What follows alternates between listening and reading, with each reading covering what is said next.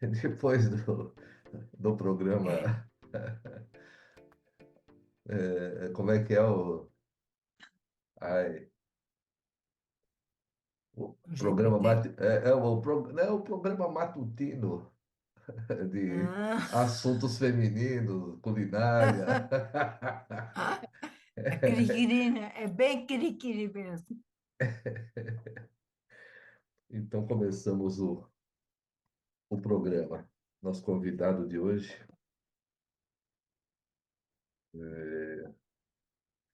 Muito bem, pessoal. No encontro passado, então, Prometeu estava se dirigindo para a cidade, né, onde no caminho o cão encontra uma festa no palácio do Epimeteu, e se sente completamente emocionado pela alegria dos outros. Peraí, Giovana, peraí que eu estou procurando um espelho, mas tá legal. Não, eu já sou perseguida o suficiente. Guarda o seu espelho aí, que tá de bom tamanho para mim. Tá bem, então. Então, veja, então, seguindo essa rota, porque o nosso tema agora, inicialmente, ele vai exigir, para alguns que conhecem, um conceito importante. Então, o cão se aproxima, né, do Prometeu, e chora, e o Prometeu, então, sente-se, naquele momento, não exatamente isso é importante, é, em contato, né, com o drama que ele estava vivendo. Nesse ponto aqui, pessoal, um ponto que atinge todo ser humano, nesse ponto aqui, veja que se apresenta através do cão um mundo da sociedade, um mundo que tem um convite afetivo, ao mesmo tempo, bom dia, seu Tiago, ao mesmo tempo, pessoal, que a sina do Prometeu continua irreversível, ele caminha para o seu destino. Tudo isso para construir, então, o seguinte fenômeno. Se nós voltarmos na primeira aula, não importa quem esteja aí, se nós voltarmos na primeira aula, nós vamos enxergar que o Jung, eu sempre repito isso porque eu achei aquilo incrível, né? O Jung percebe que nós olhamos para algo, sentimos um afeto por aquilo que vemos, e, mediante esse afeto, temos uma resposta motora na direção disso. Eu me movimento frente àquilo que vejo e afetivamente me envolve. Sem esse fator de referência, o, a história que se segue fica estranha. Mas se nós colocarmos esse fator de referência, aquilo que eu vejo e que me assalta afetivamente, isso vai ordenando as considerações e a rota, e o sentido dessa rota. Na relação com uma criança, por exemplo, você olha para a criança, e a vê como tal. Ninguém vai ver a criança como um futuro adulto carregado de responsabilidades naquele instante que vão se desdobrar durante a vida de uma maneira, como nós vamos ver no próximo módulo, de uma maneira tão organizada que essa organização tem um roteiro, e esse é um ponto importante aqui do livro. Como qualquer história hollywoodiana, ou sei lá, narrada por filmes, livros e tudo mais. Então, esse olhar para o registro do ser humano inserido na sua imersão, né, sobre os afetos que o rodeiam, eh, para mim, para o que eu li, isso tem um enredo. E esse enredo começa lá na criança, quando os pais projetam na criança tema de um caso que eu estava analisando, como a mãe então quer que a criança pare de chorar, recém-nascida, e eu digo, mas o que você vai fazer para a criança parar de chorar? A minha mãe diz, a minha cliente disse, põe uma chupeta na boca da criança recém-nascida. Não, tem alguns meses. Eu digo, e aí funcionou? Funcionou, ela não chora mais. Mas ela não chora mais porque você ouviu a sua mãe, ou ela não chora mais porque a solução, né, ouvida da sua mãe fez efeito, ok? Mas porque ao menos você tem aqui a condição de debater comigo se aquilo é certo ou errado. Porque foi isso que ela fez. Ela diz: eu não sei se foi certo eu colocar a chupeta. Veja que esse ponto vai ser importante nos desenvolvimentos aqui do Prometeu. Então, a minha cliente pôs a chupeta, a criança parou de chorar, e o nosso debate se desenvolveu no questionamento que ela fez. Não sei se isso é certo. Eu sei que minha mãe disse que é certo, né? E ela fez isso comigo, mas eu não sei se é certo. Pessoal, de onde vem esse questionamento? Como é que a mãe, minha cliente nesse caso, olha para a filha que está ali chorando, escuta a mãe dela, pega a chupeta e põe e diz: olha, deu certo. Mas por que ela se inquietaria a ponto de construir o nosso encontro de ontem sobre esse tema? É, qual o viés que ela está usando para se inquietar? Será que isso está certo?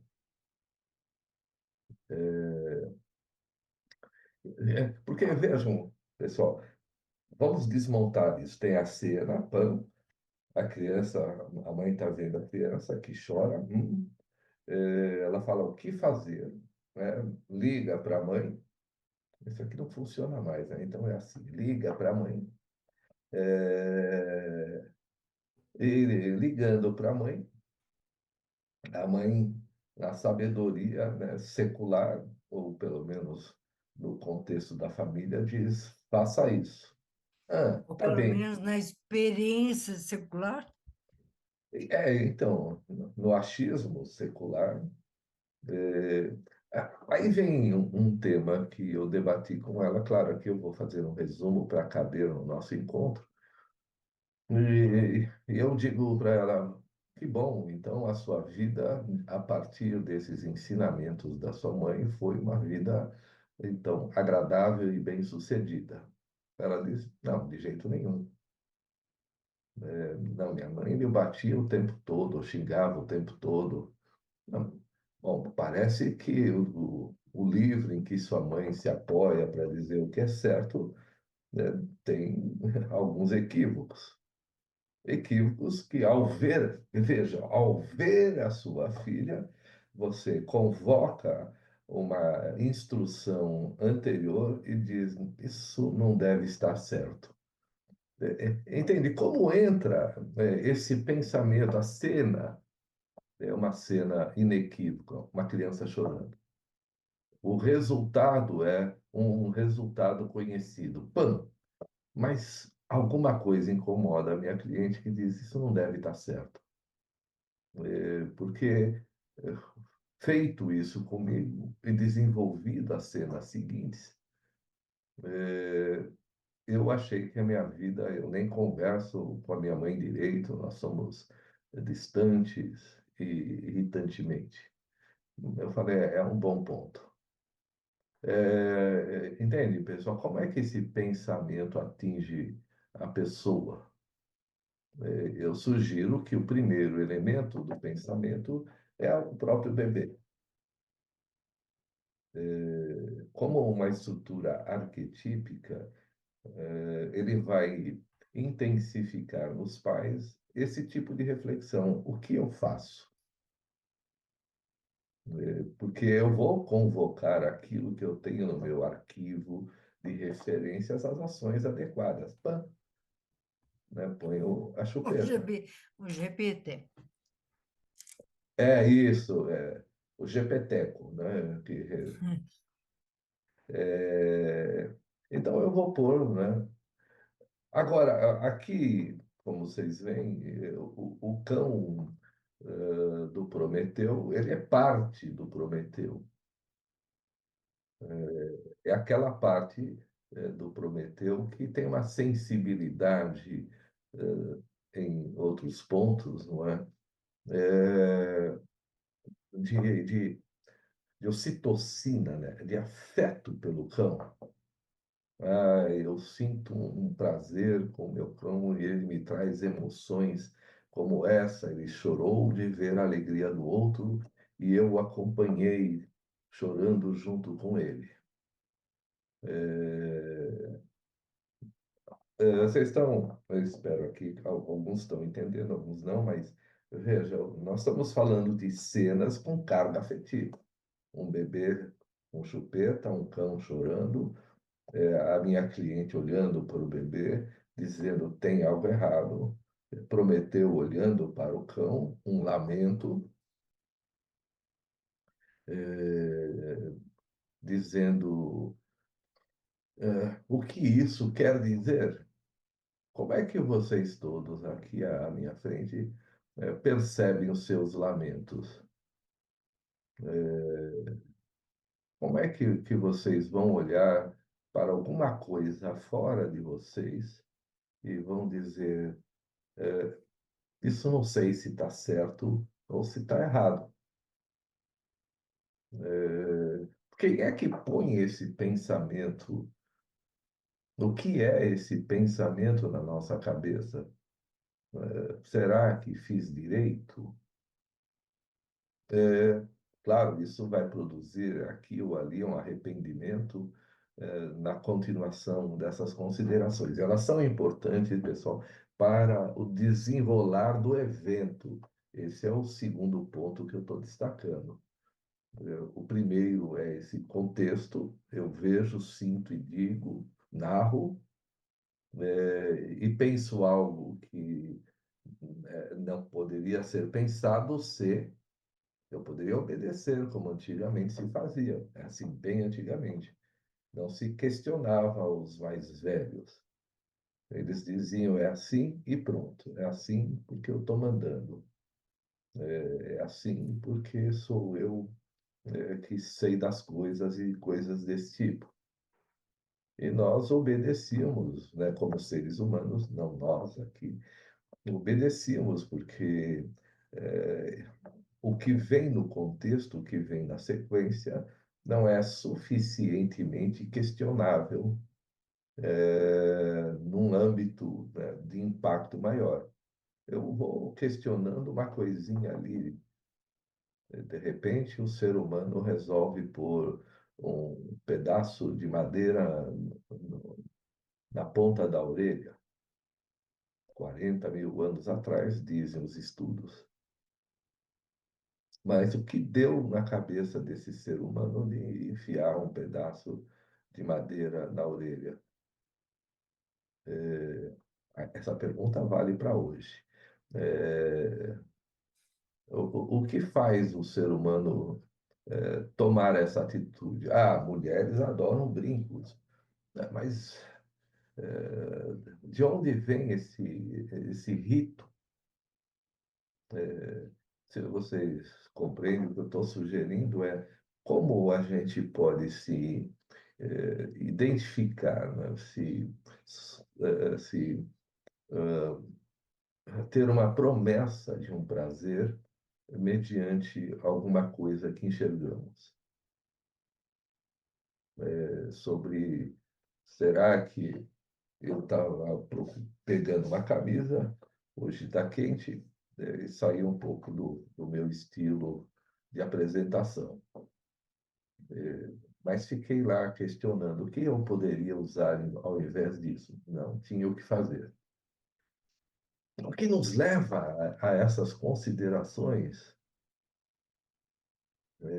que faz com que a gente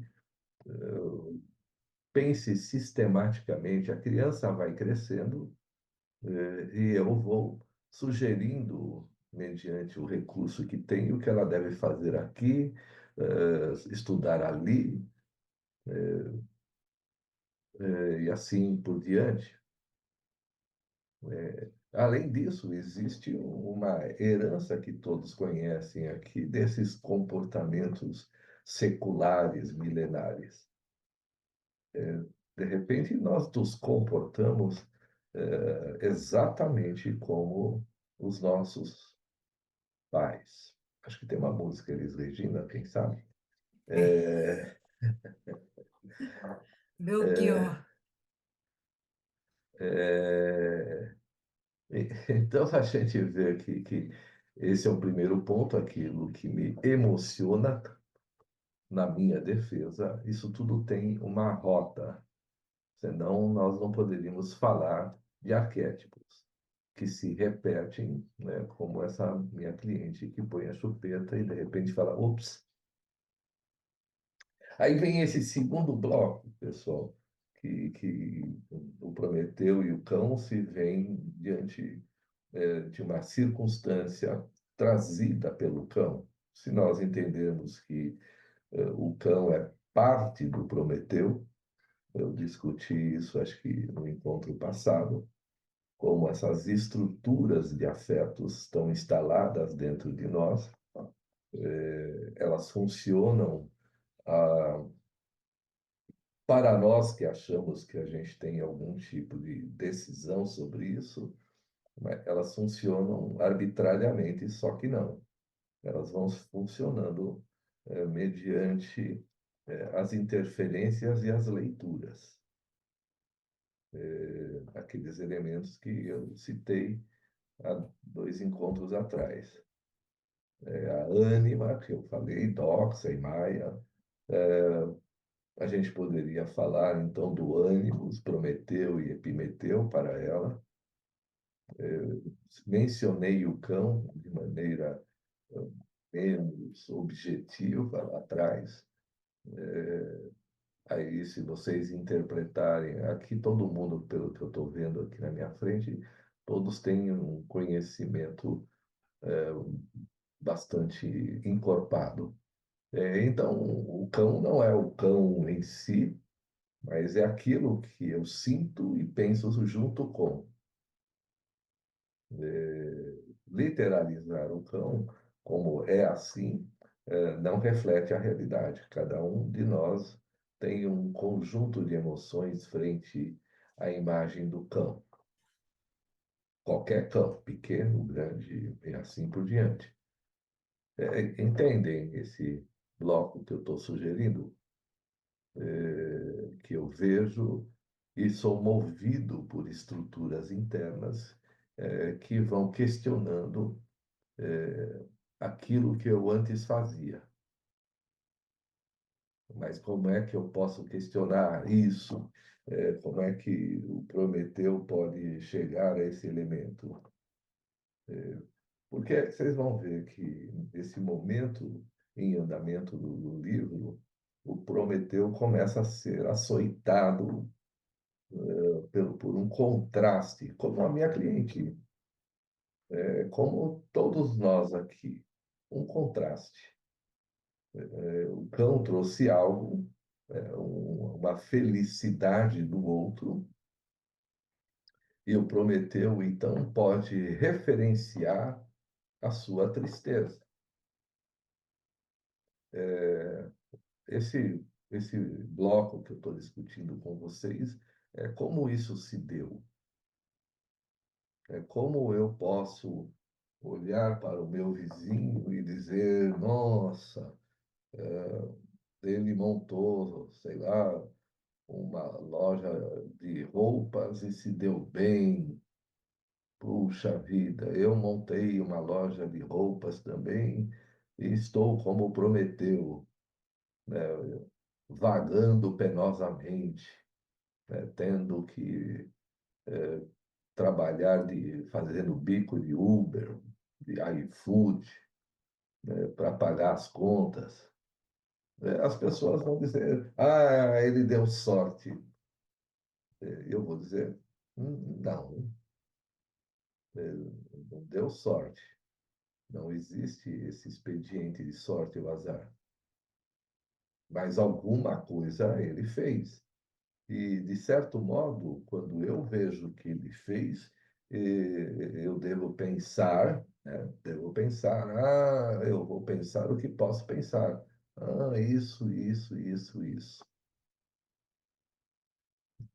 Deixa eu ver se eu estou entendendo, Marcos. Deixo. É, mas, Trazendo isso para a historinha da criancinha que chora, aham. como se a criancinha chorando fosse o cão chorando. É, E o Prometeu chorou junto com o cão. Quem chorou chorou junto com isso. a menininha foi a mãe A- a mãe da mãe, não a mãe. não, a mãe da menininha que reclamou, dizendo isso Ah, é? não Mas é por que que isso. então ela já não sabia que da chupeta que passa? Quer dizer, não atende o choro, suponho, É, mas é, para de existir o choro. Parece que a mãe sabia o que fazer com a menininha, a mãe da mãe. mãe da mãe. A avó sabia e a mãe questionou um pouco, não sabia. Exatamente.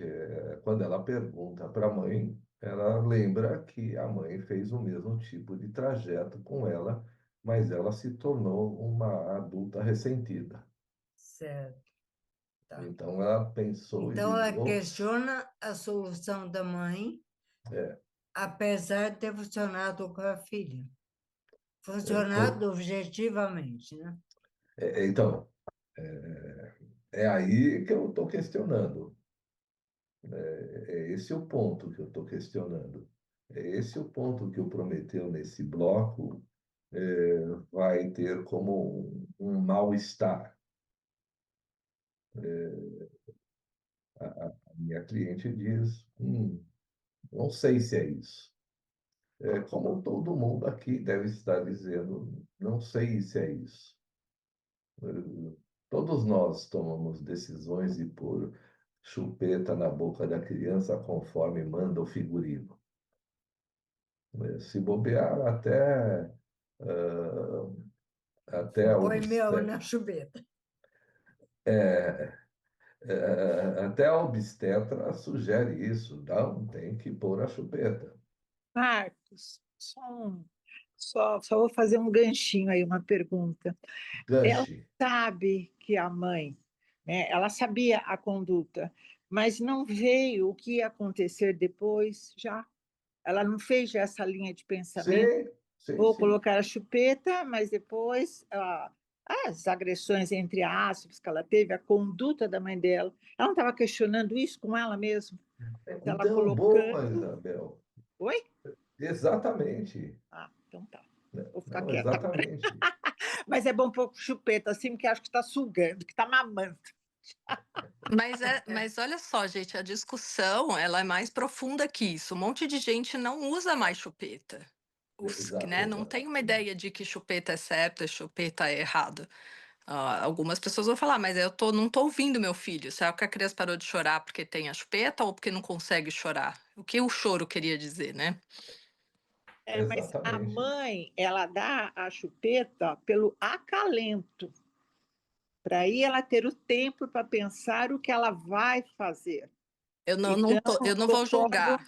Eu não vou Não, julgar se deu ou não deu. Mas Eu um não, monte de mãe não dá eu mais, né? entendi. É É. que isso é bem discutido, se dá ou não dá chupeta, mas assim, pelo lado emocional. Eu não estou falando assim, eu só coloquei, né, uma observação minha da praticidade, mas eu acho que atrás dessa praticidade da mãe, ela está pensando qual a conduta dela estar mais próximo do recém-nascido, porque é uma leitura muito especial entre mãe e filho. Não dá para se basear, faça isso, faça aquilo, porque crianças diferentes, né? Mães diferentes, culturas diferentes, mas eu, assim, né? Eu só dei essa entradinha que a minha linha de pensamento da paciente do Marcos é pensando em como decorrer depois de dar essa chupeta. O que vai acontecer com o filho dela? Se ele vai ter os mesmos pensamentos dela, e de antemão ela já quer fazer um pré, não sei se eu estou viajando, Marcos, que ela já quer um pré-julgamento com a melhor conduta, para o filho não ter, passar as experiências dela. Eu vi assim. Eu entendo, Isabel, mas a profundidade produzida, né, pela Vivi é correta. Ela tem, a minha cliente tem uma sequência na cabeça dela. Sim. Né? E o que eu pedi para ela é deixa a criança chorar. E ela diz, mas o que eu faço? Eu vou dizer, não sei. Decifra essa criança dentro de você. É que quando a criança chora, a mãe entra em contato com a dor, com a própria dor, né? Isso, E é isso. interessante o entrelace das três, né? Porque aí realmente tem algo em andamento, é bem bonito, porque aí na terapia ela vai compreendendo que dor é essa, vai entrando em contato, né, no desamparo dela que não foi ouvido pela mãe dela, né? E que agora é reapresentado pela filha, e ela passa a agora poder curar em outro tempo. Achei lindo. Mas enfim, só quis colocar Isso. aqui também, como mãe. Não, isso, Gil, esse é o ponto mesmo. É um ponto de reflexão. Eu olho de reflexão, ou seja, de um espelho em andamento. Eu olhei e falei, ops. Porque, veja, eu concordo, Isabel, que essas relações elas têm as mais diversas soluções. Deixar chorar, por exemplo, não é um deixar chorar de algumas mães que diz, não, daqui a pouco passa, vai dormir. Não, vai dormir porque desmaiou, né? Vai dormir porque consumiu toda a energia do corpo e vai dormir. Mas eu entendo que o que a Gil disse é perfeito. A mãe está procurando, a partir do nascimento da criança, uma rota diferente. Ela diz: Isso aconteceu comigo nessa rota. Então, será que essa criança está conversando comigo, sugerindo sugerindo então uma nova condição? Mas tem mais, né? Tem mais elementos que se colocam aí, porque ela proibiu as mães de visitarem a criança por orientação, dizendo tem vírus, tem. Eu falei, é possível, mas não sei qual é a estatística de crianças que morrem porque avós chegam com gripe, pneumonia, e a criança morre por extensão. Se for no YouTube, deve ter gente dizendo, ah, foi isso. E eu vou dizer, não, não foi isso. O pessoal, tudo se trata do que eu vejo, como eu sinto, como eu narro, como eu quero ver desse jeito, como eu herdo, como eu movimento a trama. E tem E outra, ela né, diz, Marcos? oi? Desculpa, só fazer uma. Por favor. É ruim para quem a criança pegar uma gripe? Porque é ruim para a criança? Não sei. Se a criança tiver o cuidado oferecido, o cuidado parental, não sei se é ruim, é até uma experiência vivificante para ela. né? Então eu vejo, às vezes, essa hiperproteção. Nossa, não pode, a criança não pode entrar em contato com agentes externos, porque vai ficar doente. Talvez seja ruim para os pais que a criança fique doente, que vai demandar uma atenção, mas para a criança eu não sei exatamente, né? É, mas veja, Tiago, veja como nós estamos debatendo um fato que parece objetivo, mas que tem uma leitura subjetiva.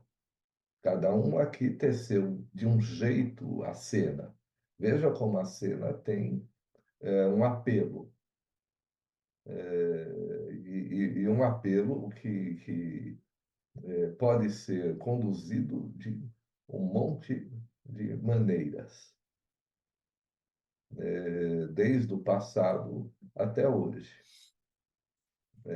Eu não vou nem entrar ainda, porque o tema não é esse hoje, no mérito disso que você disse, Tiago, daquilo que se ocupa, como a minha cliente, da preocupação das pessoas sobre tudo.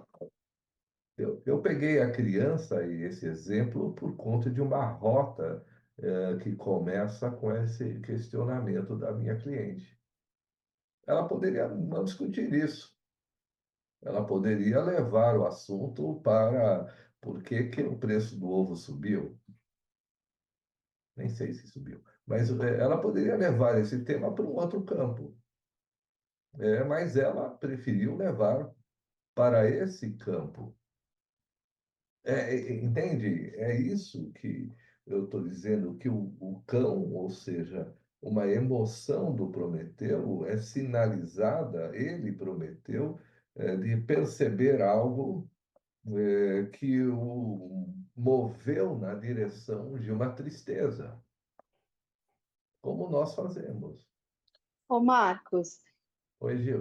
e, e é curioso porque, assim, né, ela vai ganhando consciência, né, de Uhum. que ela está reproduzindo um padrão, né, ou ouvindo a mãe, né, tem um paradoxo interessante aí. Ela vai, então ela faz, mas ela questiona, né, e ao mesmo tempo ela entra em contato, é legal de ver como essa consciência já se avança mesmo, porque a mãe fazia isso porque ouviu da avó e não tem consciência, então ela diz, a chupeta funciona, e funciona mesmo, né, acho que o que a Isabel traz tem um lugar funcional que quando você está desesperado, para algumas pessoas a chupeta funciona. Mas eu acho que para ela que colocou isso em discussão, e não o ovo, que eu acho que o ovo está caro mesmo. Mas quando ela fala isso na terapia, né, ela avança no sistema e digo mais, né? Talvez se ela entrar em contato com a mãe nessa discussão, a mãe também se aproveita de uma nova consciência, talvez. Talvez. Né? Porque tem um segundo evento em andamento. Então, como as mães, ou seja, as avós, não podem se aproximar ainda até que a criança seja vacinada, bababá, ela diz também, a minha sogra é alguém com quem eu não converso e meu marido está lá triste, dizendo que ele gostaria que a mãe dele olhasse para o bebê. Eu digo, talvez tenha agora um elemento que se soma ao anterior. Todo esse enredo que nós estamos falando. Porque a segunda reflexão que a gente fez, ela diz, eu não sei por que eu não gosto dela, mas eu sei que o meu marido sofre com a falta dela aqui. Eu não sofro com a falta da minha mãe. Vejam que o tema mãe é o centro das questões que ela está dizendo a partir, pessoal, a partir de uma criança.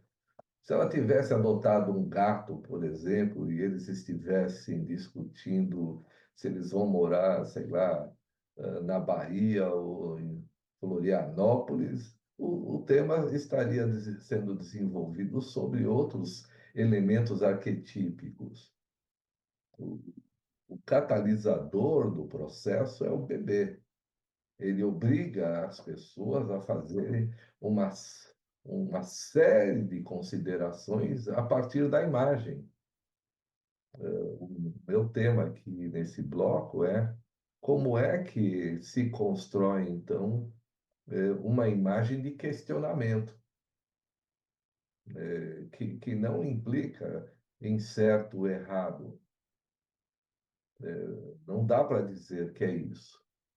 Dá para dizer que eu posso fazer algo, né, e depois me culpar porque fiz, porque, sei lá, a criança então desenvolveu pneumonia, morreu. Ainda assim, pessoal, as cenas que eu assisto, elas vão conduzir afetos em nós. Elas não são cenas que se desenvolvem à mercê do destino, da sorte ou do azar. Elas todas são cenas que funcionam em nós, como analista, né? Como um conteúdo próprio do encontro analítico.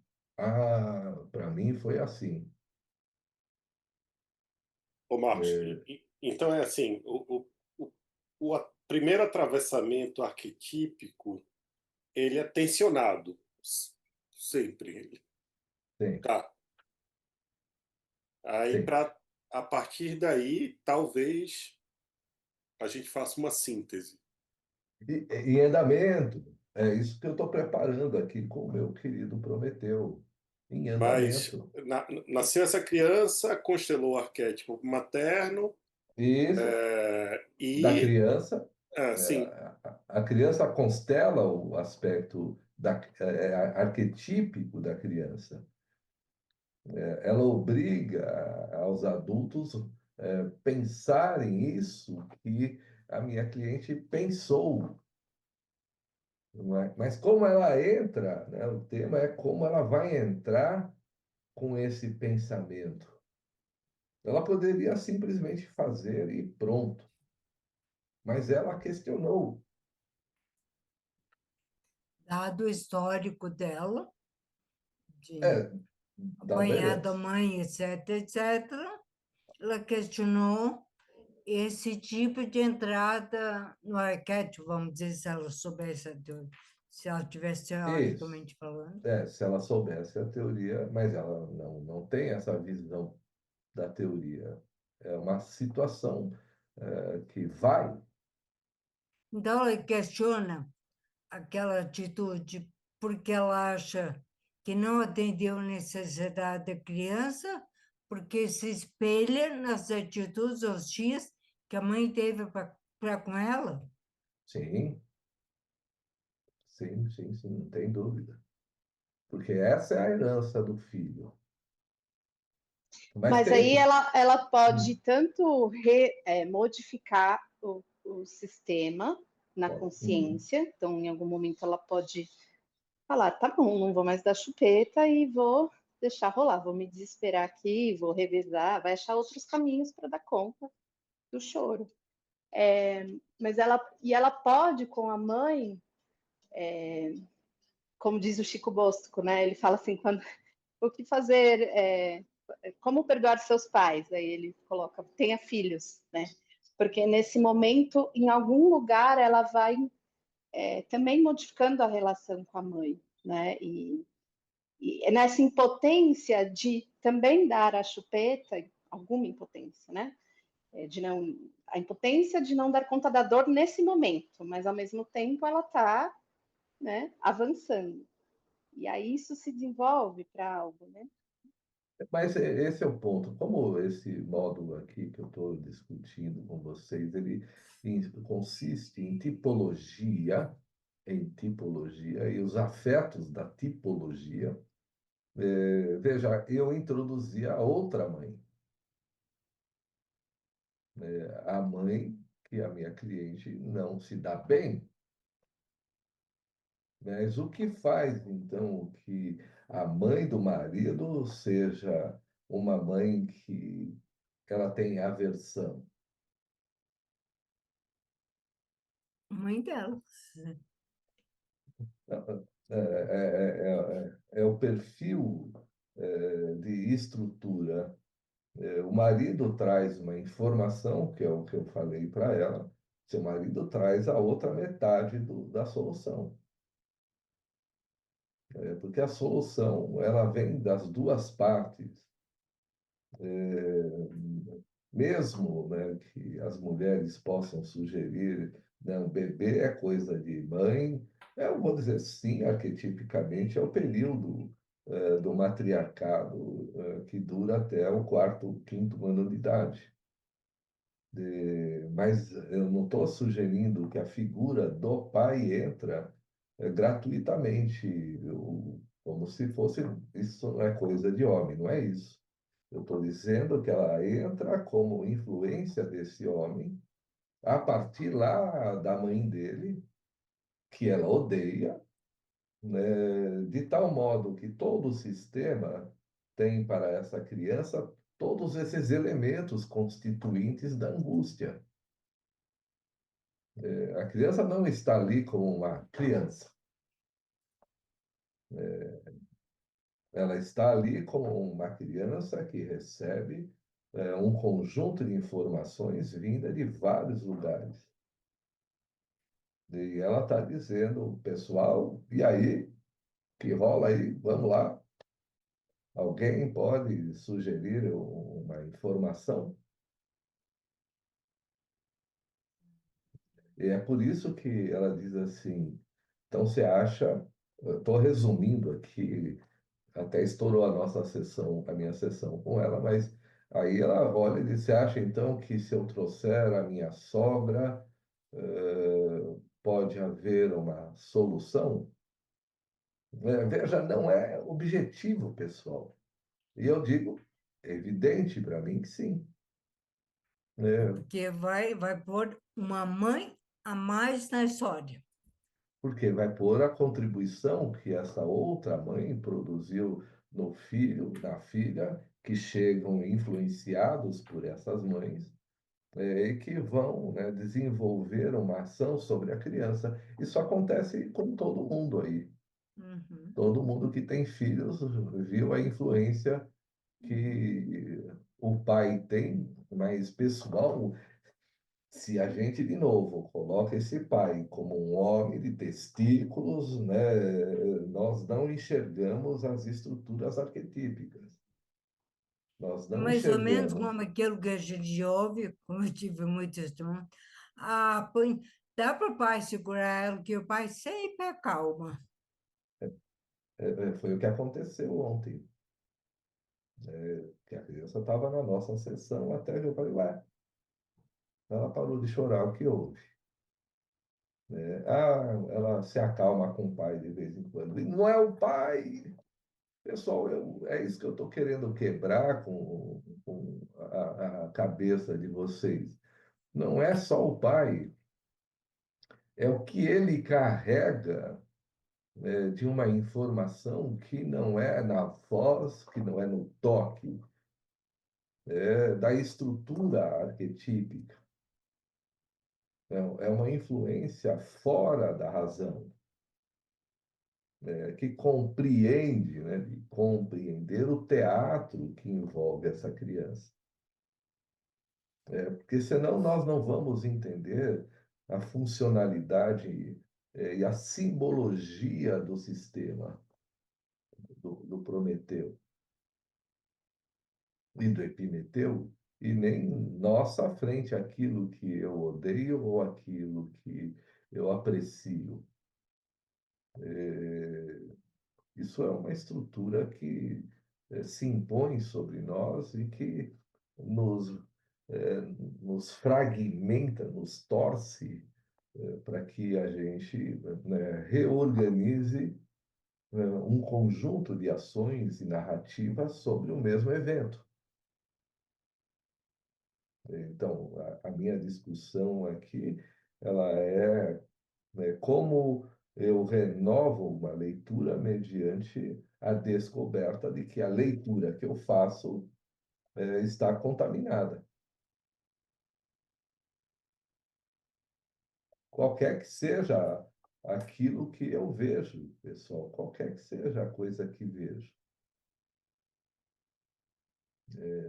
Pode ser o meu vizinho, como eu falei, dizendo, puxa, tomara que ele vá à falência, desgraçado, faz eu aqui sentir um mal-estar.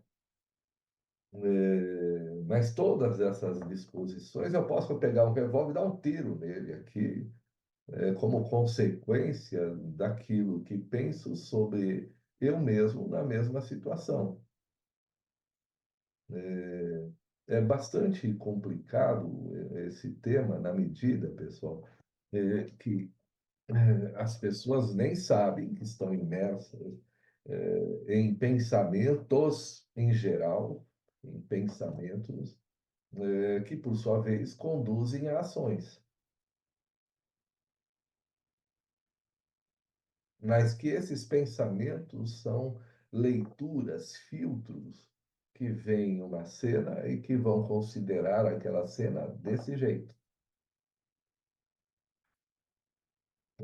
E para a evolução da espécie humana, eu tenho que reconsiderar a certeza do que eu estou pensando, como a minha cliente fez. Ela pôs e falou: Oi, tá bom. Ela poderia, vocês entendem, colocar a criança parar de chorar. Ela falou: Olha que legal, sabedoria materna das vós. Mas ela não fez isso. Como todos os nossos clientes também estão fazendo, eles não fazem isso. Senão, qual seria o propósito? Então, não precisaríamos existir se o propósito não é alguém dizer, eu não sei, tem algo errado comigo. Como é que alguém perceberia isso? Não perceberia se fosse fiel a um pensamento herdado. Nós nem teríamos o momento do planeta hoje com isso. Cada etnia estaria fechada dentro dela mesma, num sistemático, né, compromisso com o que é. E nós estaríamos na idade da pedra.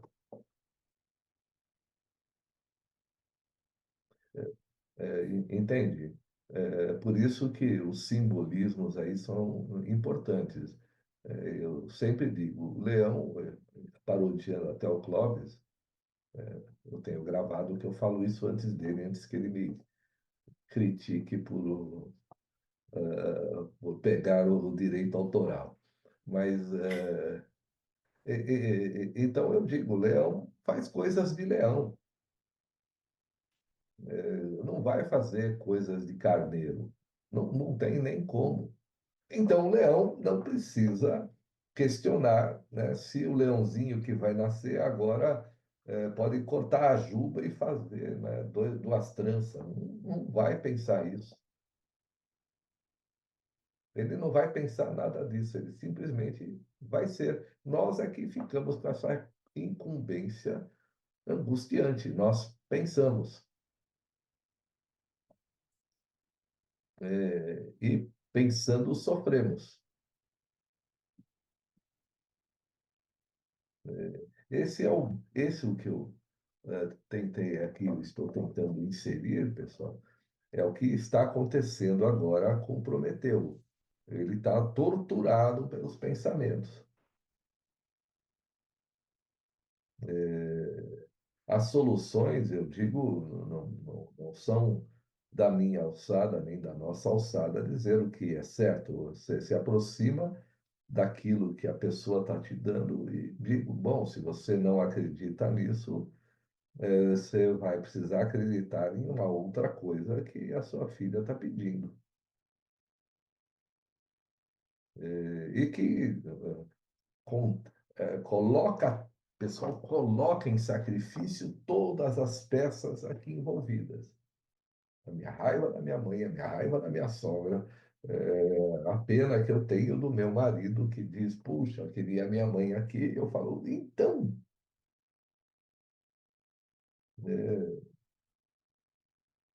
é disso que estamos falando. Ela vai tomar uma decisão hoje. Não sei, mas eu sei que a criança ela faz parte desse teatro. Ela vai dizer, ô pessoal, Eu vou ficar chorando aqui até vocês resolverem aí essa patetada toda que está aí fora.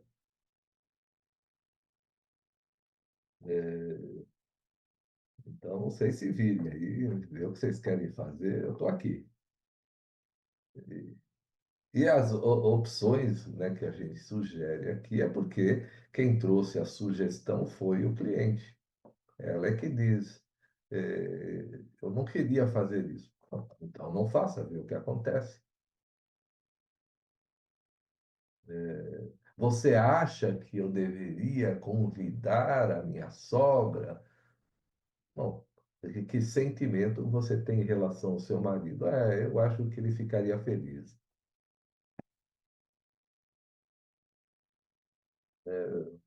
Percebe que não somos os leões que vão fazer o que leões fazem. Eu falo, tá bom. Mas, Marcos, Oi, Gil. ele ficaria feliz mesmo? Ou ele acha que ele ficaria feliz? Porque eu fico pensando nessa experiência bombástica que pode ser, né, também no momento de uma mulher no puerpério, é, que odeia a sogra. Não sei se odeia é uma palavra muito forte, mas enfim, né, não É uma gosta. palavra fortíssima essa, Gil. Exato. E, e, crise de riso. Mas enfim, as histórias estão sempre uma dentro da outra. Né? Mas tá todo Obrigado mundo pela falando da sua. colaboração, viu? Bom, enfim, voltando. Não, eu fico pensando Voltando. se. Porque o caso é da menina, entendeu? Claro, não tenho a menor dúvida, não estou falando outra coisa aqui. Nós estamos restritamente conduzidos pela experiência dela, não tem outra Vou pessoa até ligar aqui. minha câmera aqui, parar a Ufa. faxina. Não, eu fico pensando nisso, assim, se qual é a lógica? Qual que é a lógica do seu convite, do ponto de vista junguiano mesmo, né? Porque ele acha que ele quer, né? Ou isso também não parte de um sistema arraigado e herdado, né? Porque assim, para um homem, né? Ter uma mãe e essa falta, ela também é importante em algum ponto de vista, porque Ah, vai precisar romper para que ele seja o pai suficientemente bom que ele pode ser. Esse é o meu sim, ponto. sim, Então, também eu acho que vai acabar na amplitude da análise, né? Entrando nesse lugar, porque, sim, do ponto de vista objetivo, eu não sei se é melhor uma chupeta ou a sogra, né? Acho sim. cauteloso até, porque os complexos eles voltam muito fortes na maternidade, né? Acho que é um momento de muita explosão, assim.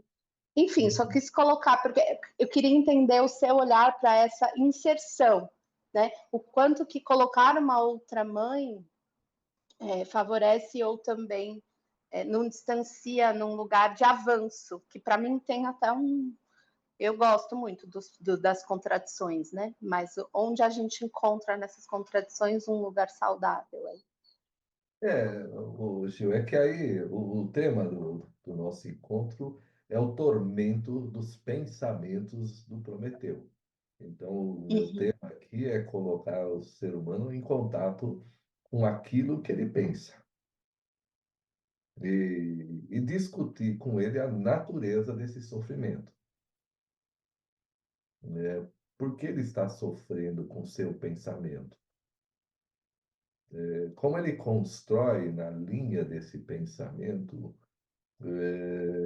um cenário imaginário que por si só também oferece uma tortura. O cenário imaginário. É isso que eu estou dizendo. Tá bom, É, entendi essa rota. Tá bom. é verdade que isso vai acontecer? É verdade, isso acontece. E eu vou dizer, não tem quem segure o próximo evento. Não tem quem segure. A sociedade humana, ela coloca as estatísticas para dar lucro para seguro, né? Mas ela coloca as estatísticas como se fosse um efeito estabelecido. Mas não é assim que as probabilidades são estudadas, não é nessa linha. As probabilidades são estudadas para avaliar as consequências de uma pirâmide de eventos, não para ser usado como uma referência X. Ah, porque o ser humano ainda não tem certeza de nada. Estamos aqui discutindo um olhar para o ser humano em que ele pode questionar suas certezas. Que câncer já foi produzido, sei lá, por ovo, por linguiça, né, não que não tenha isso, mas e se não for isso? E se esse achismo investigativo for pautado por uma conveniência a partir de. Eu falo isso até do que eu falo.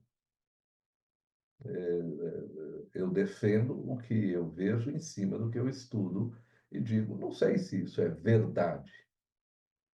Eu sei que funciona, mas não funciona nem para todo mundo e não funciona também naquilo que se abre ao horizonte. Se eu consigo responder uma pergunta desse jeito, ela vai trazer mais 5 perguntas depois de resolvida. E eu sou finito como pensador. Então, dali para frente, as pessoas vão pensar além do princípio do prazer, muito além. Então, veja, Gil, respondendo a sua pergunta, a minha questão é devolver para o cliente aquilo que ele quer verificar em si para tonalizar ou retonalizar a sua vida. Em resumo, você está dizendo que eu não posso estabelecer uma atitude ou responder uma questão apenas baseado no que foi estatística do passado. Eu Sim, tenho que me abrir às possibilidades futuras. sim, sim, sem dúvida. Sempre foi assim. Certo. Sempre foi assim. Quando você descobre a razão de um evento, os eventos se reorganizam estatisticamente. Então, quando eu dizia para os meus filhos, te confesso que eles diziam um monte de vezes, mas, gente, 2 mais 2 é sempre 4. Eu estou exigindo que nós fiquemos numa uma coisa que pode ser que já seja ultrapassada. Tem. Não, eu digo, o Jung tem um estudo, e eu concordo plenamente, 2 mais 2 não é igual a 4, Hoje eu acho. né? Porque o mundo ocidental, ele pensa no 2 mais 2 como algo estático e não como algo dinâmico. No mundo oriental, o número não é do jeito que é no mundo ocidental. E a gente está acostumado aqui com o maldito sinal de igual. A pessoa tem que, quando ela faz isso, ela tem que fazer desse jeito. Quem disse que essa pessoa, sei lá, se ela se veste, se ela vai atender de bermuda, antigamente, há 10, 15 anos e ainda hoje, vão dizer, não, mas isso é um desrespeito, você está de bermuda, você... Não, você que idealizou quem é o analista, é você que inventou numa imagem que confere a você um sinal de igual. Se você se veste assim, é igual a alguma coisa. Se você se veste assado, é igual a outra coisa. Mas voltando então ao tema, Gil, só para Para entender a continuação desse movimento, é preciso entrar em outros conceitos.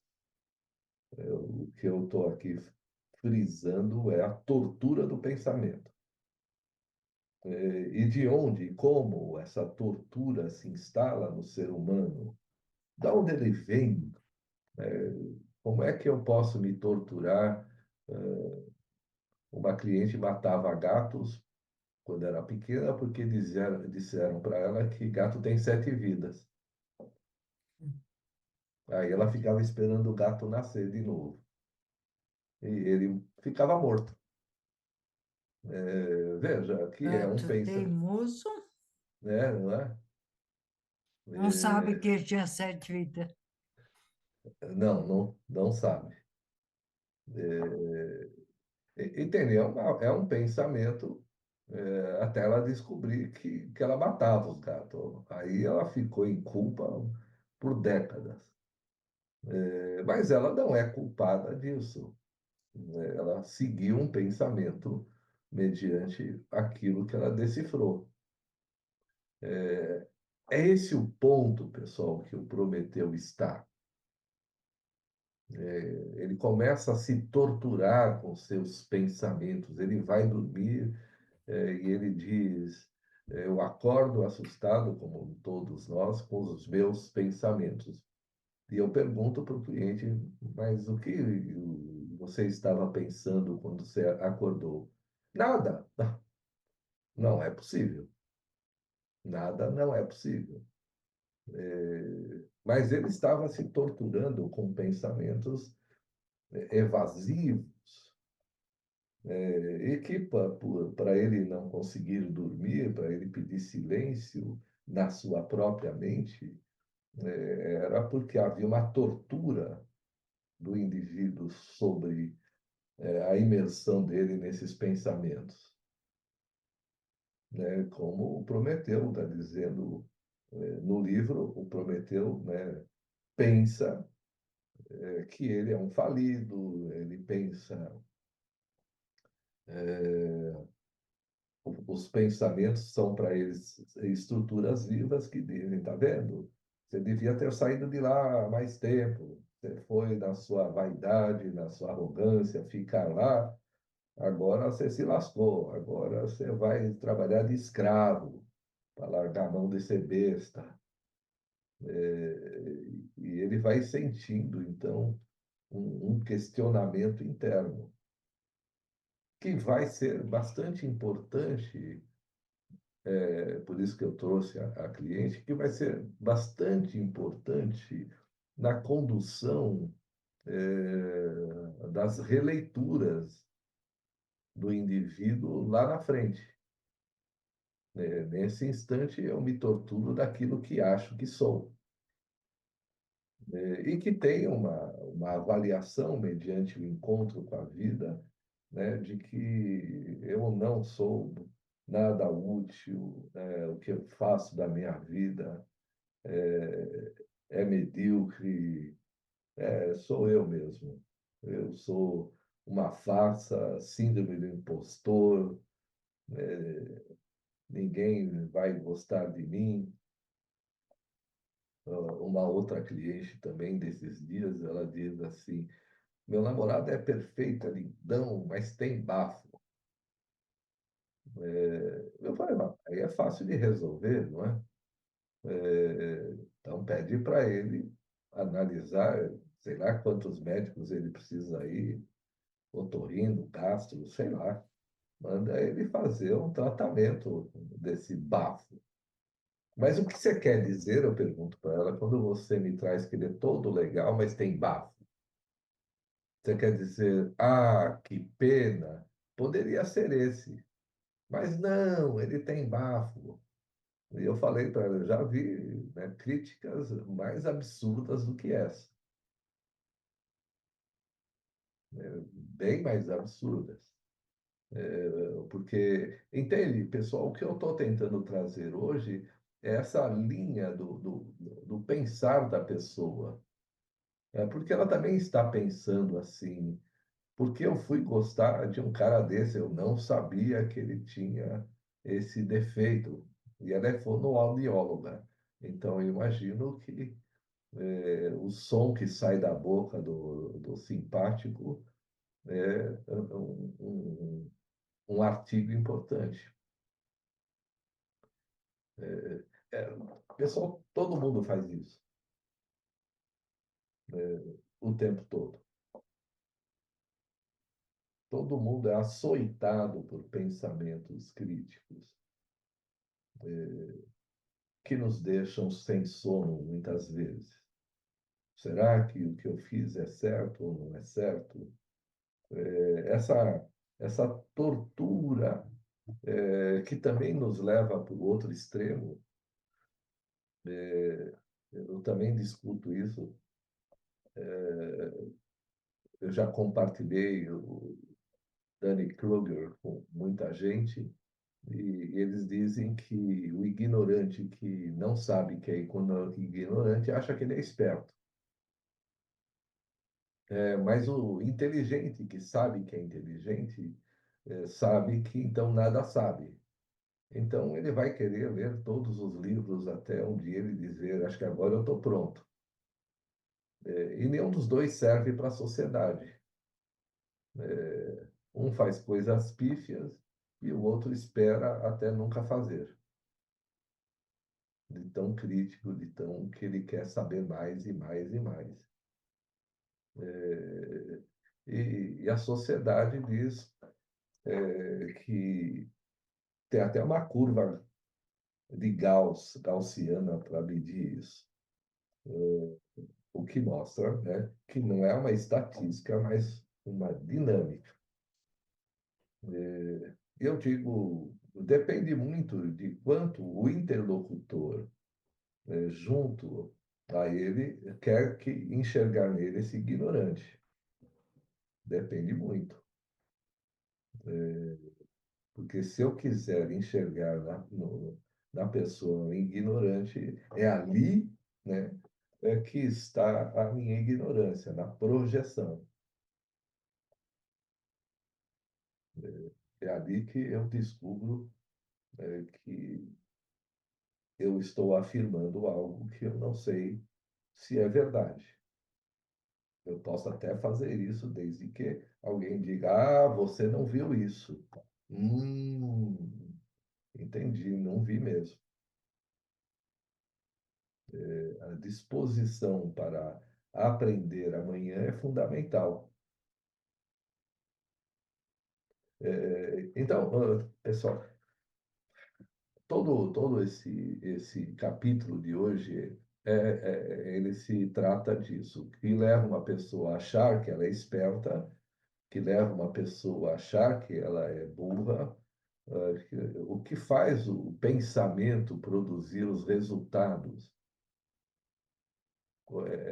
Olhar para esse sistema exige um sem fim, nesse instante, de considerações, que o Prometeu vai trazer. Não esqueçamos que o Prometeu aí, ele é exatamente aquele que carrega esses elementos. Ele acha que tem a verdade e que, portanto, o mundo que é não deveria ser. Não me oferece nada, não quero esse mundo. E o Epimeteu, por sua vez, daria para dizer que ele também acha que tem a verdade. Não, esse mundo que é perfeitamente o mundo que é. Mas eles vão dividir os votos em 2026. Entendem que toda essa fragmentação, né, toda essa angústia, ela não está imposta a nós de graça, né, como se nós fôssemos donos desses pensamentos e das ações decorrentes. De repente, a mãe pode, sei lá, Algumas tribos põem a mulher, enquanto trabalha, põe o dedinho na boca do bebê e continua fazendo alguma coisa. Para esse grupo, funciona. Em outros grupos, põe o dedão do pé. A criança fica mamando o dedão do pé enquanto a mãe está ali, possivelmente fazendo comida. São soluções.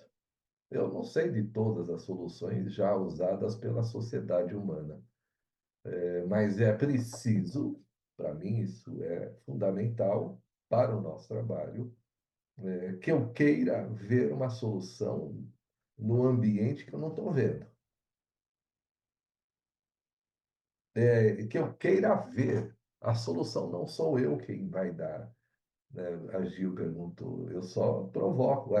Tá bom, se você acha que trazer a sua sogra pode fazer bem para o seu marido,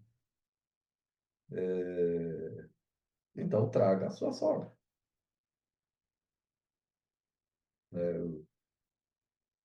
Não sei, vocês estão entendendo que todos esses elementos implicam que eu preciso de uma experiência torturada, para que dela surja algo potente, para que, enfim, eu me livre das duas coisas, de uma ignorância, eu ignoro o que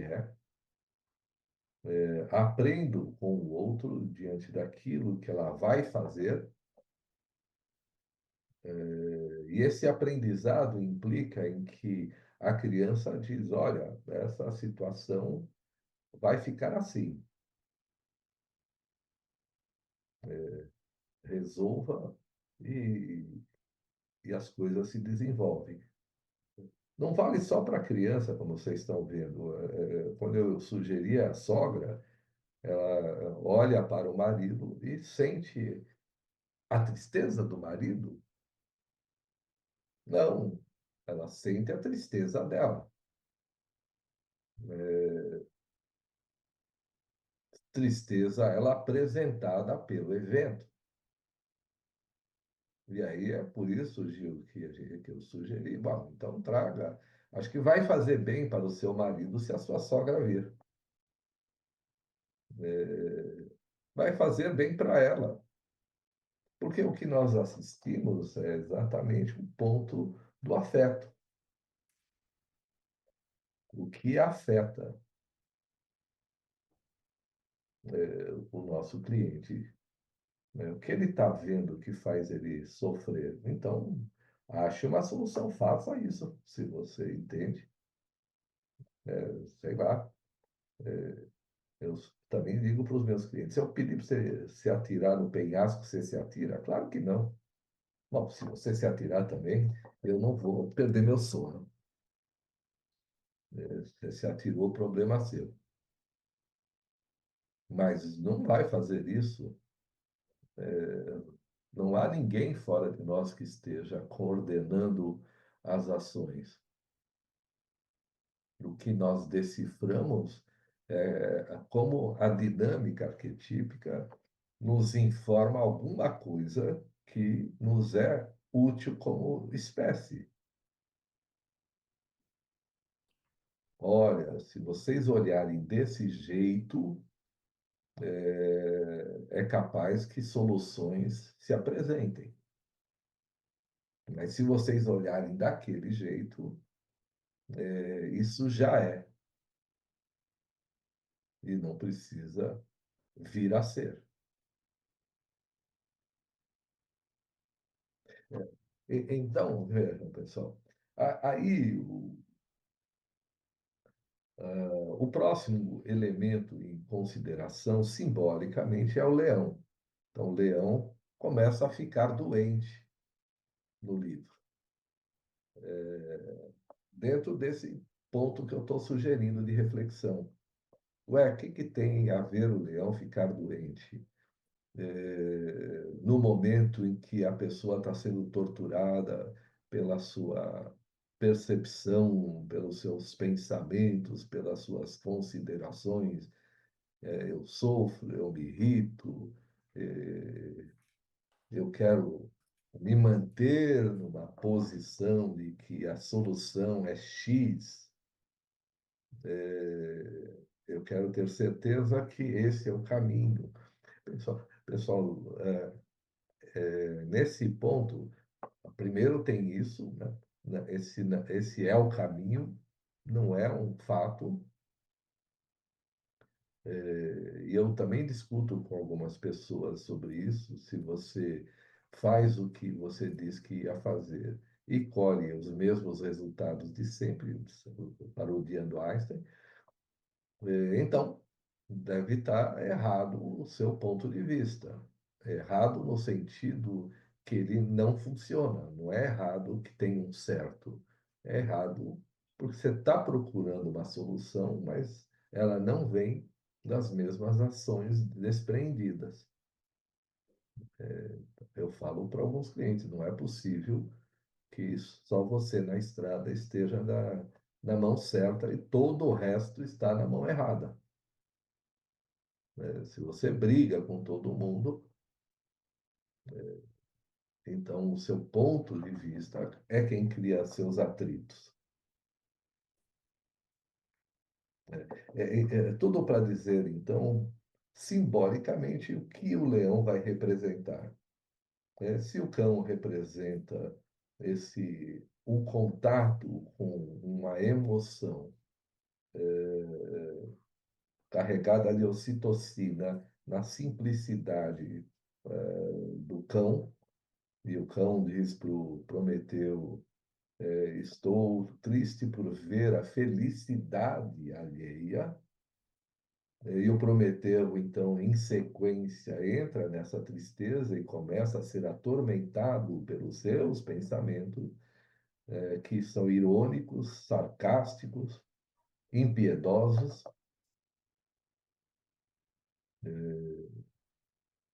E o leão, então, vai agora se manifestar simbolicamente nessa sequência, como acontece conosco. Porque o leão representa o ego, e as suas certezas. Um ego solar. Não é solar, claro que eu posso me sentir o leão de Judá, coração de leão, de Cardim, e assim por diante, por uma identidade de potência. Então, o leão, né, pode representar essa iluminação, né, esse brilho solar. Mas quando então o leão começa a ficar doente, se prepara aí uma noite escura se aproximando. O leão são as minhas certezas, e para que então eu tenha noção da tristeza que tenho desse tormento, o leão adoecendo vai representar um eclipse no meu evento. Vejam, pessoal, esse eclipse vai atingir daqui a pouco todas as peças do tabuleiro, porque ele não é recurso de uma das partes só. Vocês vão assistir isso sistematicamente. Se uma peça começa a sentir um atrito, todas as peças vão sendo atingidas. Por quê? Porque todas as peças comungam daquele teatro. Se o teatro vai mudar, todas as peças vão mudar. São os filhos, os cônjuges, os vizinhos, e tantas outras coisas. No próximo encontro, né, a gente vai discutir com mais detalhes essa aproximação do fim de um sistema iluminado, né, claro, para um período sombrio, que visa exatamente desmontar as certezas.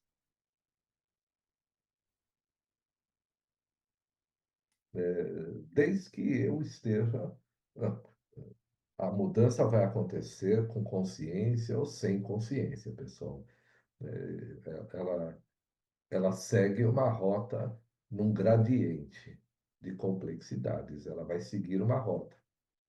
Ô, Marcos, o Oi. problema, então, da consciência é porque ela está atingida tanto por uma experiência arquetípica quanto por uma experiência complexual, é isso? É, E aí, é, tá. é, exatamente. O arquétipo, ele não tá. O sinal arquetípico, ele tá prejudicado é, pelo, pelos acontecimentos que são complexuais, é isso. Pelos eventos complexuais. Então, mas é legal a sua pergunta, que agora não foge muito do nosso tema, né, que consiste no tormento do indivíduo. Veja, qualquer que seja esse tormento, nós vamos numa outra direção em outros módulos, isso que apoia tipos psicológicos, e eu mostro essa dinâmica, né? Para uma ideia crescer, ela precisa que outra ideia morra. E essa dinâmica do yin yang, do Ouroboros, da serpente que come o rabo, para a gente constatar que isso existe, e existe, isso aconteceu a despeito, né? Ninguém que queria que a coisa fosse desse jeito manteve a coisa desse jeito, né? Porque não dá. Então, se nós pensarmos aí nessa linha, mas aí provoca uma outra ramificação, a estrutura arquetípica ela é a consciência se amplia mediante a releitura, né, do encontro do indivíduo com os complexos. Por exemplo, um debate sobre se os livros vão existir, por exemplo. Então, os livros têm uma informação complexual de transmitir, não é, um saber, mesmo que seja, sei lá, um livro erótico e tal, mas transfere experiência. Aí o arquétipo diz: ah, mas aí você vai pegar o livro, vai virar as páginas, não é melhor você entrar no chat GPT e pôr o seu fone de ouvido, fechar os olhos e ver um podcast?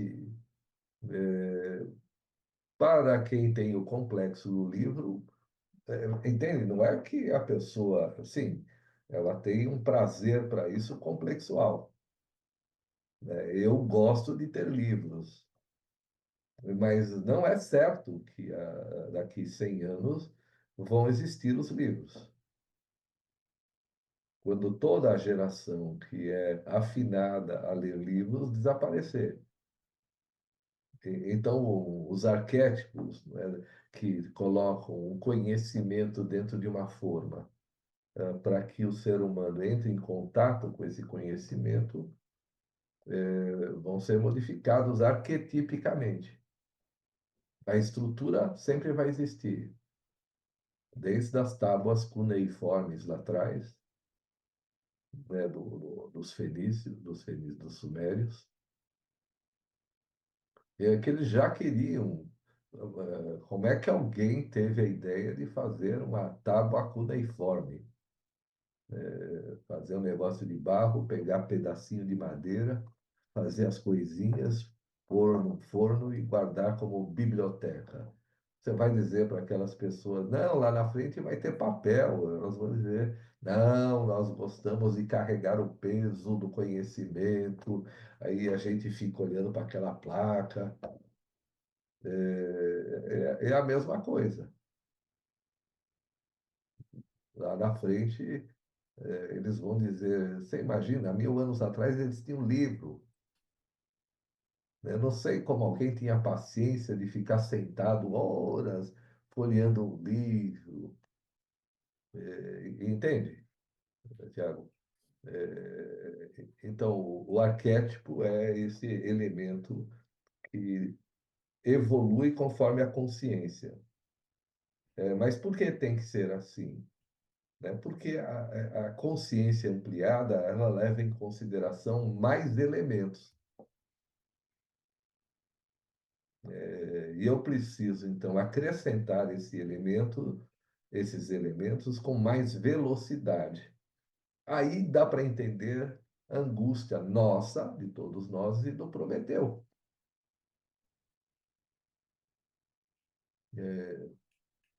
Onde ele se tortura dizer, né, com as vozes dizendo, tá vendo?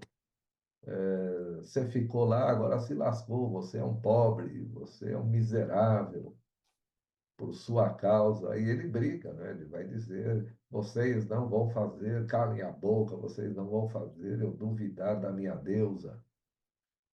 Eu ainda sou fiel a ela.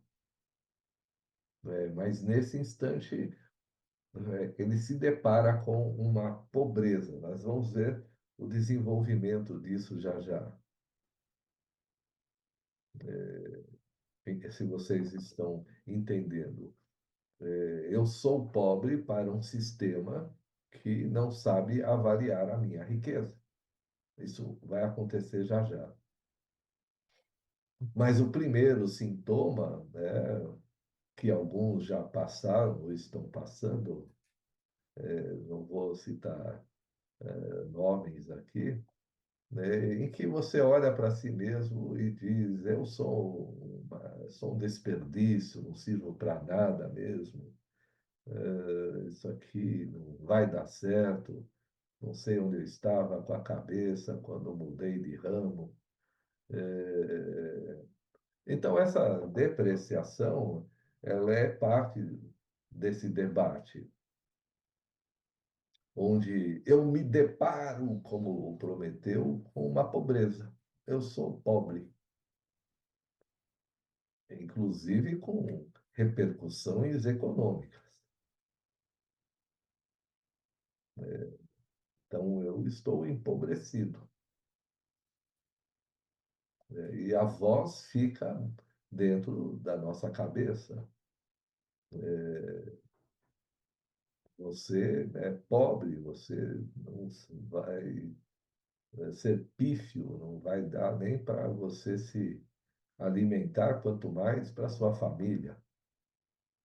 São essas as vozes prometeicas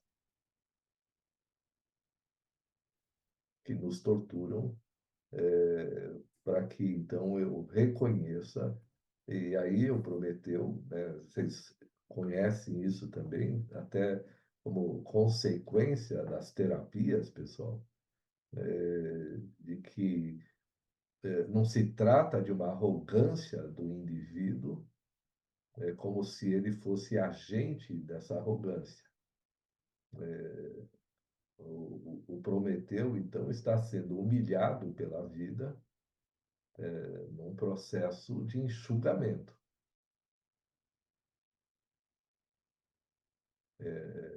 num processo em que, para eles, esse enxugamento, às vezes, é que o público hoje é mais intelectual, né?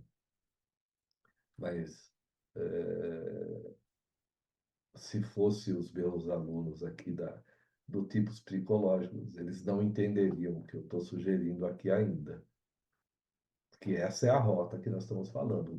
O enxugamento, vocês conhecem de onde vem o enxugamento. Mas o Mesmo, Prometeu passa por isso. Foi, o mesmo acontece com o Epimeteu depois, quando o leão fica doente. sim, o Mesma leão é o humilhação, símbolo. Né? é a mesma humilhação do outro lado. Então, mas é uma humilhação, Vera, que é bem legal de ver. Eu sei que é ruim na vida, mas é bem legal de ver.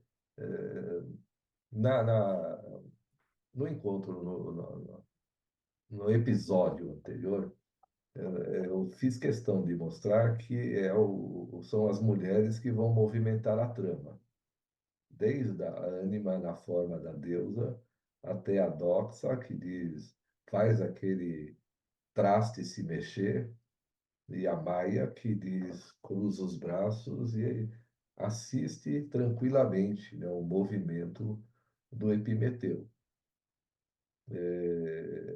Mas se nós entendermos a representação, Tiago, arquetípica, não se trata da mulher em si, se trata do aspecto feminino instalado, e sim no teatro arquetípico vivido pelo ser humano, onde, como Platão coloca, onde quando eu me reparto do aspecto hermafrodita, eu preciso me juntar a ele. E esse juntar a ele não é fixo, ele é dinâmico o tempo todo. Então, vamos supor que num casamento você tem uma parte submetida e a outra submetendo, qualquer que seja. Que é o que acontece. A parte que submete é o Epimeteu, porque ele tem as leis. A parte submetida é o Prometeu, que vai se torturar em nome do coletivo. E a psicodinâmica sugere que isso é um movimento dinâmico, por isso psicodinâmico, onde eu fico tranquilo olhando a luta do meu cliente para reorganizar a si mesmo dentro do cenário. Essa Como ele... psicodinâmica, Oi? essa psicodinâmica acontece no individual, mas ela está se mostrando no coletivo, né? Claro, Como você claro. disse, que o feminino agora é que vai atuar no teatro arquetípico. É, é, é muito bem descrito nos contos antigos, desde contos árabes, se dá para dizer isso, hindus, japoneses, e até gregos, Prometeu e Epimeteu. Como não é só uma mudança de um pensamento como se fosse um ser humano, Epimeteu. Todas as peças, insisto, vão ser modificadas. Elas caminham para alcançar uma consciência mais ampliada. Sim. Que vai mudar as estatísticas. Por isso que eu digo, não, a estatística só serve para uma faixa de referência, elas não são eternas. Hoje as estatísticas... Oi? Aí a pergunta da sua cliente lá na frente, da chupeta, né? Vai em direção a essa mudança. Sim. Só para confundir, né, pessoal? De repente, ela pode pôr a chupeta. Pode. E funcionar. Mas o que nós debatemos é que ela está se confrontando com toda uma linha de pedagogia, toda uma rota de pedagogia. Ela está matando a mãe na medida em que ela se instala como uma nova mãe. Pode usar uma estratégia semelhante. Mas veja, a minha cliente quer diminuir a agressão para a linha feminina que vem do marido e até da mãe dela no final, e o casamento vai ter uma harmonia em andamento. E vale para todas as relações humanas.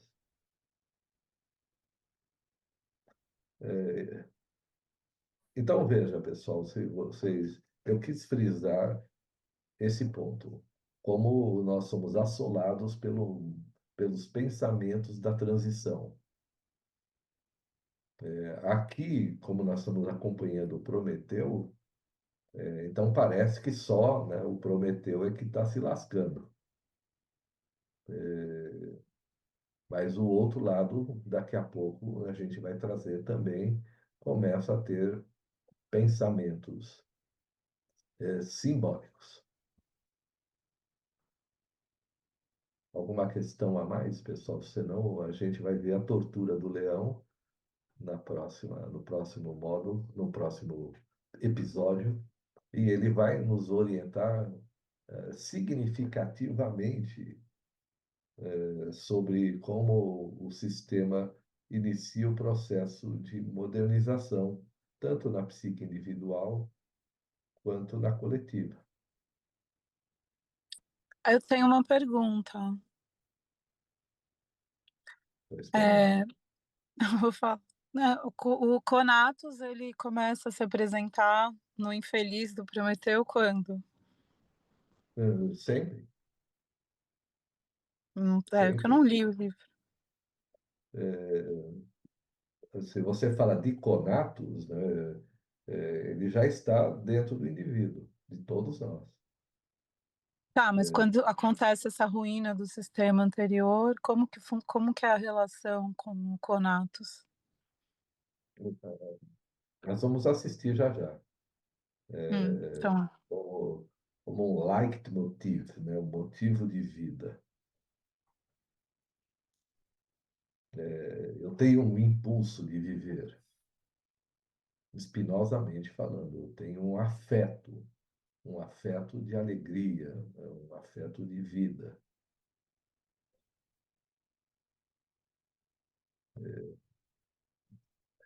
Não é uma felicidade, é uma alegria que vai oscilando com a tristeza. Mas a tristeza deixa de perpetuar, porque ela é o sintoma do velho. Tristeza, né, frustração, doença, tudo isso é sintoma do velho. E a alegria é sintoma do novo, diz o Spinoza. Né? Mas eu sugiro que ele é bastante inspirado.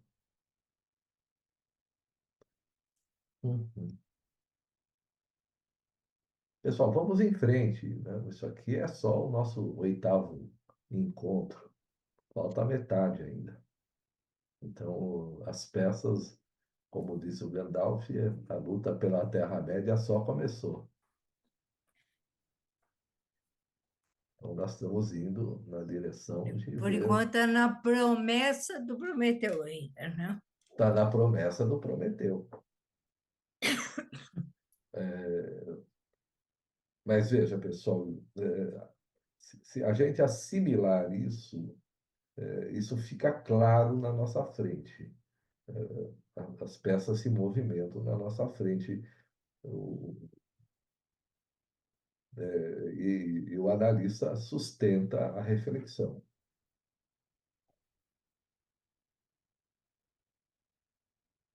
Porque senão ele é tentado pelo seu próprio demônio interior, quando o cliente diz, não vai dar certo. Tá bom? Às vezes não dar certo é o limite. E é assim, até que os mais novos em andamento descubram um jeito de dizer, puxa, eu sei como dar certo agora. Ótimo. Seguimos na rota do Prometeu e do Epimeteu. Vejo vocês alegremente em breve. Tchau, pessoal. Bom, Tchau, o alegre é pessoal. meu. Bom mês vocês. Tchau. Tchau, tchau. Obrigada. Obrigado Tchau, pela tchau. presença, pelas Tchau, perguntas. Marcos. Obrigada, Obrigada. Marcos. Tchau, Todo gente. mundo. Tchau, tchau, pessoal. Até. Tchau. Tchau.